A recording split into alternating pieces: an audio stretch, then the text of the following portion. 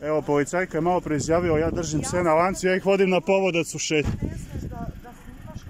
A pitao sam lepo da idete da oslobodite psa na adresi za most.